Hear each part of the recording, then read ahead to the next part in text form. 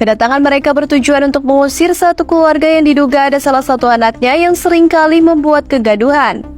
Bahkan warga rela mengumpulkan uang secara patungan agar keluarga tersebut mencari kontrakan di luar lingkungan itu. Salah seorang warga, Nik, mengatakan, warga berinisiatif memberikan biaya secara patungan untuk satu keluarga yang terpaksa harus diusir. Yang menggugat Agus kita laporin. Wawa nggak usah datang. Bikin repot, minta dijemput. Kalau sini nanti habis buah lengkeng, habis kasih makan.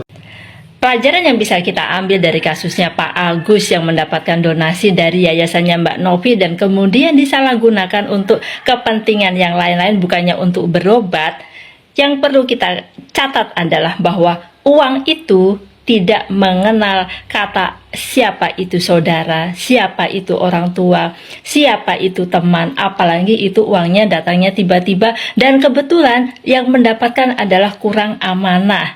Jadi harusnya uang itu untuk berobat mata, tetapi malah berobatnya masih pakai BPJS. Tentu saja Mbak Novi yang berhasil mengumpulkan donasi dari sejuta umat orang baik di Indonesia merasa kecewa karena dibohongi. Jadi buat kita semuanya ya, kalau sudah masalah uang itu adalah hal yang sangat-sangat sensitif sekali. Jangan terlalu percaya dengan orang lain. Karena kalau ada maunya biasanya akan baik sekali. Tetapi kalau sudah mendapatkan uang, apalagi itu uangnya tiba-tiba datang banyak, wah lupa semuanya. Tiba-tiba yang muncul di matanya adalah kebutuhan, mau beli rumah lah, yang membayar hutang lah, dan lain-lain. So, hati-hatilah.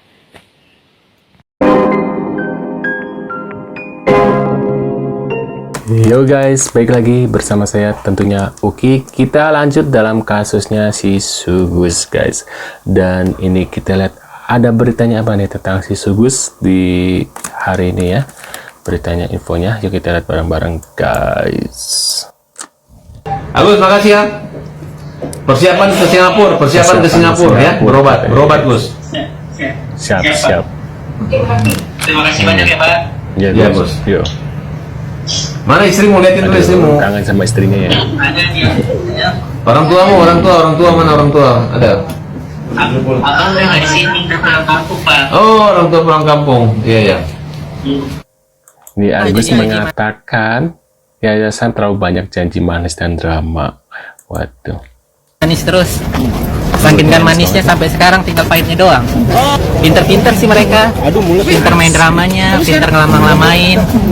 Udahlah bilang nggak usah banyak-banyak drama lagi lah, udah capek. Lelah bilang. Ular berbisa. Yang lo harus tagih itu bukan janji manisnya Densu, tapi Parat Abbas. Lu tagih tuh janjinya, yang katanya pengen ngajak lu berobat ke Singapura. Sampai detik ini nggak ada realisasinya. Lu tagih no sono, ya. Aduh. Lu tadi bilang juga jangan ngelama-lamain. Ngelama-lamain itu lu ular berbisa. Lu diajak berobat malah ke kantor polisi ngelaporin orang yang udah ngebantuin lu. Lu diajak berobat malah ke podcast. Lu diajak berobat malah preskon. Lu diajak berobat malah ke TV nasional. Siapa yang lama-lamain? Gua tanya, ular berbisa. Tadi lu juga bilang udahlah stop drama. Yang drama lu. Demi dapetin duit 1,3 M, lu rela drama-drama, lu rela menghancurkan harga diri, menghancurkan kepercayaan orang. Tuh lu yang harus apa ya? Enaknya diapain sih si Agus nih? Ular berbisa ini enaknya diapain? Kesel banget sih ada si Sugus ya. Aduh.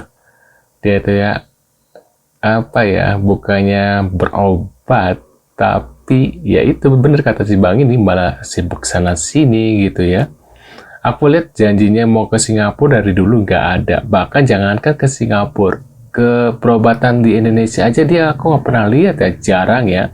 Hanya sesekali aja gitu ketika ada orang yang ini juga kan gara-gara kemarin Tenovi bantu Bang Icang ya, yang beritanya berhasil operasi. Nah itu dia kayak panas gitu, si Farhad mulai menunjukkan bahwa dia akan dibawa ke Singapura, tapi buktinya kan nggak ada gitu loh guys. Karena kan mana mau Farhad Abbas membiayai ini ya, Agus, apalagi gede banget loh ke Singapura guys. Nah ini ada fokus cara Agus mengambil nasi dan mengambil sayur, nggak kaku katanya guys. Ya Allah Gus kalau jangan terlalu dekat Gus.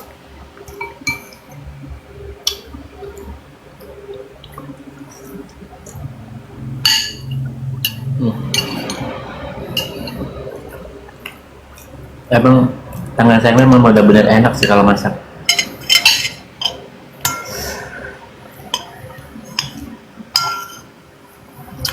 Kenapa bang dulu nggak nyadar kalau saya tuh enak masak ya?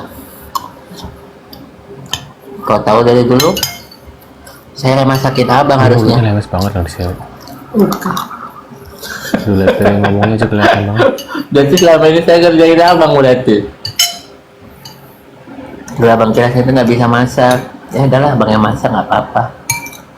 Ternyata saya pintar masak. Pantas saya tuh kalau ngerasain kayak abang nanya, enak nggak sayang? Biasa aja. Terus cobain makan lagi kalau pergi-pergi ya. Gimana sih ngerasainnya? Biasa aja.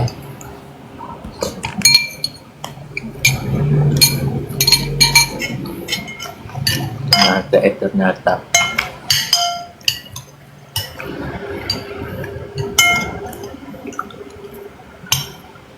Yalah, susah banget sih ngambilnya.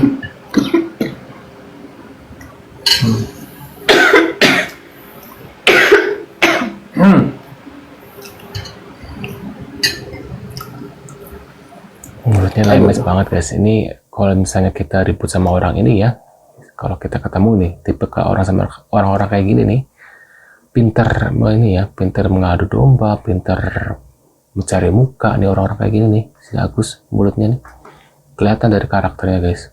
Kita lanjut lagi. Agus contohin suara yang berminyak. Iya, suaranya berminyak. Berminyak. Suara. Ini konsepnya biji mana sih Samiun? Suara berminyak. Kok baru dengar ada konsep suara berminyak? Suara macam mana sih suara berminyak teh? Minyak apaan sih? Minyak jelantah? Minyak tanah? Suara berminyak. Kayaknya vokalis top aja bingung tuh sama tipe suara berminyak.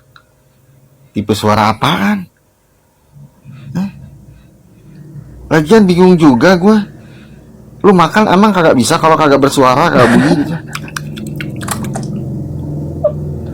Pakai peredam nape? Biar kagak berisik gitu. Suara berminyak. Ini konsepnya biji manis sih. Suara berminyak.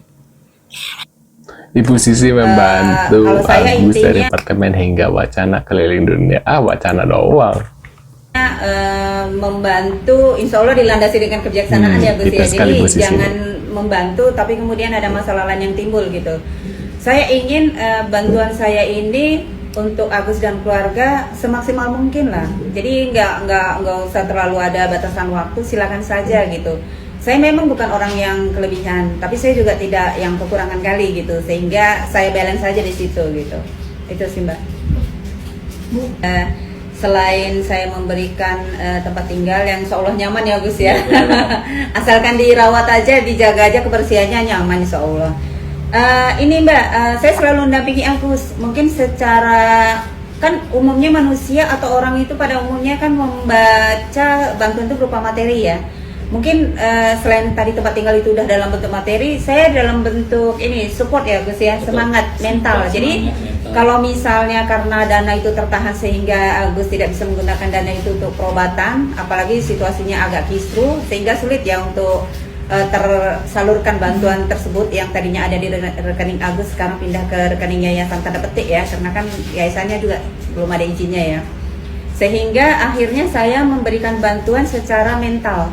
Jadi harapannya dengan mental yang lebih stabil, udah lebih nyaman, lebih tenang, otomatis luka-lukanya itu bisa berkurang lah gitu. Pagi-pagi dengar kabar kalau si Samiun itu lagi keliling cari kontrakan baru. Ada Gus. Di rumah gua 400.000. Lumayan, tanpa air, tanpa listrik. Terus kita mandinya pakai pasir, disediain sama yang punya kontrakan. Ini kali ya mungkin yang diiming-imingi sama Ibu Sisi ke 60 negara keliling. Ternyata cari kontrakan keliling. Kemarin si para tabas yang iming-iming ke Singapura. Iming-iming kayak nyanyian Rita Sugiarto, iming-iming. Jadi begini, karena tindakan ini adalah terjadi ya kan dalam pertemuan di rumah FA yang bersangkutan antara PB dengan FA ketemu di rumahnya. Nah, secara diam-diam dia melakukan perekaman tanpa izin. Itu berdasarkan Undang-Undang ITE nomor 19 tahun 2016 itu dapat dikenakan pasal 31, itu dapat dikenakan sanksi intersepsi, yang mana bahwa pembicaraan itu sudah dinyatakan untuk tidak direkam. Kemudian itu dilakukan perekaman di luar sepengetahuan yang bersangkutan. Nah, itu adalah tindakan intersepsi dan itu disebarluaskan. Itu ancamannya 10 tahun. Nah, mungkin saya juga menyarankan kepada PB untuk segera membuat laporan terhadap hal ini, karena ini nggak baik. Ini perbuatan yang sudah didasari oleh niat. Mens reanya udah jelas.